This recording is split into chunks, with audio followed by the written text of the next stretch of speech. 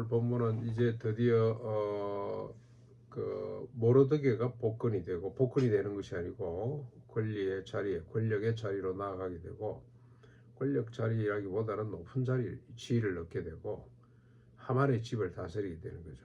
원수 자기를 죽이려고 했던 하만의 집, 자기를 억지로 무릎 꿇치려고 했던 그 하만의 집을 차지하게 되고, 그 다음에 에스더의 간청대로 각 전국에 흩어져 있는 유대인들이 이제는 목숨을 건지게 됩니다. 뿐만 아니라 이로 인해서 큰 기쁨을 얻게 되고, 이게 바로 불임절이 되는 거죠. 불임절. 이 모르드게 에스더에게 하만의 집이 주어졌다는 것, 마치 세우지 않은 집을 얻게 될 것이라는 하나님의 연의 말씀이 그대로 성취됩니다. 모르드게에게 아수에로 왕의 반지가 끼워진다는 것, 구하지 않은 권위가 주어지는 거죠. 모르드게 에스더 때문에 유대 민족이 살고 허다한 사람이 유대인이 된다는 것. 이 많은 사람이 유대인이 됐다는 건 아마 이게 실색으로 해서 그 부와 권력을 쫓는 인간의 본성 때문에 된 사람들도 있겠죠. 그래서 이 사람들 때문에 유대인이 잘못되기도 하겠습니다만은 많은 사람이 유대인으로 들어왔다는 거, 이게 아주 의미 있는 일입니다. 여호수아가 가나안 땅을 정복하고 난 뒤에 많은 그 지역에 있던 많은 소수민족들이 유대인 되고 싶어 했던 것처럼, 그리고 모세법에 의해서도 누구든지 하나님을 경외하는 마음을 가지고 유대 땅에 와서 사는 나그네들은 민족이 될 수가 있고, 또 그들을 환대하는 법이 있었습니다.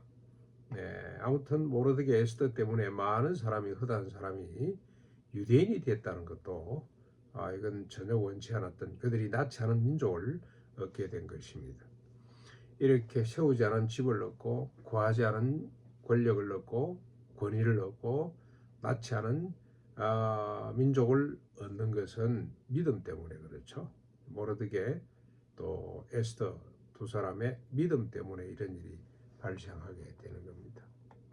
주님도 말씀하셨듯이 너희들이 짓지 않고 세우지 않은 성읍을 얻게 될 것이며, 너희들이 갈고 일구지 않은 밭을 얻게 될 것이며, 포도원을 얻게 될 것이다. 우리가 예수를 믿음으로, 하나님을 믿음으로 얻게 되는 큰 축복에 대해서 여러 군데서 밝히고 있습니다. 그래서 진정한 믿음이란 뭔가, 모르드게 에스더가 갖고 있던 믿음이 무엇인지를 우리가 오늘 아침에 한번 살펴보면 좋겠습니다. 진정한 믿음이 뭔가, 에스더, 모르드게뿐만이 아니고 성경에 나오는 모든 믿음의 사람의 공통된 특징이 있죠. 믿음, 진정한 믿음을 가졌다는 겁니다. 그들이 가진 진정한 믿음은 신념이 아닙니다. 치성이면 감천이라 치성이 아니에요. 하나님 앞에 우리가 간절한 마음으로 나아가면 하나님이 복을 주신다, 그게 믿음이 아닙니다. 그런 거 아니에요. 11조 잘 하면은 하나님께서 더 큰 복을 주신다, 그런 말씀이 있기 때문에 일부는 맞습니다만은, 주일 성수를 잘하면 우리 자식들이 잘 될 것이다, 그건 이 미신이죠. 미신. 치성이면 감천. 그리고 적극적 사고도 아닙니다. 신념이 있는 곳에 길이 있다, 그래가지고 우리가 하나님을 의지하고 믿고 나가면 된다. 그 다음에 또 가나안의 사람한테 이렇게 가르쳤어요. 믿음이 뭔가, 우리는 종이 쪽에 지나지 않지만 철판에 붙여놓으면 아무리 하마로 내리쳐도 찢어지지 않는다. 하마로 치면 구멍이 생기겠습니다만 종이 쪽이니까 찢어지지 않는다, 그런 걸 믿음이라고 그렇게 우리가 가르치기도 했습니다만, 그게 믿음이 아니죠. 전혀 믿음과 상관없는 겁니다. 믿음은 첫째 뭐냐? 신실한 하나님의 언약, 이게 실체예요. 믿음의 실체. 이 신실한 하나님의 언약을 어떤 상황 가운데서도 의심하지 않고 믿음으로 바라보는 거, 소망을 가지고 바라보고, 반드시 하나님의 이 소원대로, 하나님의 뜻대로 될 것이다. 하나님의 소원과 뜻은 어디에 기록되어 있습니까? 말씀에 기록되어 있어요. 하나님의 말씀에. 구약에는 613가지가 넘는 말씀에, 신약에는 산상보험 같은 이 말씀에 기록이 되어 있는 겁니다. 그 말씀을 어떤 상황 가운데서도 의심하지 않고 바라보고 그리고 또 하나 더 필요한 건 죽기를 각오하고 그 상에 마주 서는 것이 이게 믿음이에요. 예를 한번 들어보면 여러분 우리가 가져야 될 믿음이 뭡니까? 십자가 부활이죠. 십자가 부활 그리고 성령 부어심 이게 믿음의 실체입니다. 십자가 부활 성령 부어심의 주님의 언약이 뭡니까? 누구든지 십자가 부활 성령 부어심을 믿고 바라보는 자에게 하나님께서 모든 죄를 용서해 주실 뿐만이 아니라 우리 옛사람 자기의 적 욕망을 쫓는 둘만 서도 누가 더 잘났냐 하만이 모로드기에 무릎 꿇치려고 했던 것처럼 자기 앞에 모든 무릎을 꿇치게 하고 싶은 욕망 이 옛사람인데 이 옛사람 자기 애적 자기 중심적으로 작동할 수밖에 없는 옛사람을 함께 죽여주시고 이게 믿음의 실체입니다. 그 다음에 부활은 뭡니까? 우리 육신의 부활의 첫 열매 우리도 앞으로 주님이 재림하실 때 우리도 부활해서 공중에서 주님을 영접하게 될 것이죠. 그렇죠? 예. 이걸 믿는 것과 동시에 또 뭡니까? 부활은 우리를 새 사람으로 거듭나게 다시 태어나게 하는 것.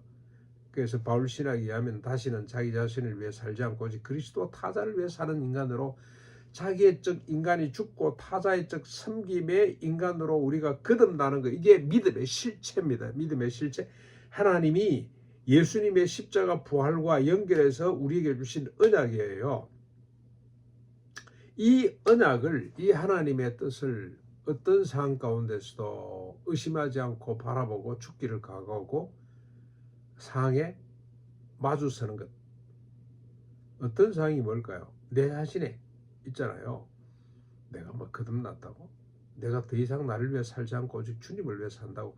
아이 인간이 어떻게 이렇게 살아? 지가 좋은 말을 해야 내가 좋은 말을 하지. 이게 우리가 맞닥뜨리는 상황이죠. 그렇죠? 그러나 여러분 이 상황을 우리가 굴종하지 아니하고 이 상황에 무릎 꿇지 않고 아니야. 그 내 모습이 아니야. 나는 이런 뭐 7번도 용서할 수 있는 사람이고 그게 내 자아상이고 오른밤 맞고 왼밤 돌리되는 것이 내 자아상이야. 그걸 믿는 것이 나는 십자가 부활로 거듭난 사람이야. 나는 죽고 다시 태어난 새로운 피조물이야. 다시는 내 자신을 위해 살지 않아. 나는 오직 그리스도를 위해 산다는 것은 타자를 위해 사는 것이죠. 그게 내 실제 모습이야 라고 믿는 이게 하나님이 기뻐하시는 믿음이라 이 말입니다. 이 믿음을 가졌을 때 우리가 정복하지 아니한 평화를 일궈내게 됩니다. 우리가 쌓지 아니한 공의의 성을 우리는 우리 자신 안에 우리의 관계 속에서 갈 수가 있다는 겁니다. 네. 이게 진정한 믿음입니다. 산상보호는 십자가 부활로 성령 부으심으로 우리에게 주신 하나님의 우리에게 부어주신 우리의 자아상이다 라고 믿는 것. 그래서 그 상황 앞에 그 믿음이 내 실제 모습이 될 때까지 우리가 간절히 하나님 앞에 금식하면서 눈물로 하나님 앞에 나아가는 것. 네 소원이 뭐냐? 나라의 절반이라도 주겠다고 했을 때 내 소원은 오른밤 맞고 왼밤 돌리되는 겁니다. 억지로 오리를 가자는 사람에게 심리를 따라가 주는 것입니다. 이렇게 하나님 앞에 고백할 수 있게 될 줄로 믿습니다.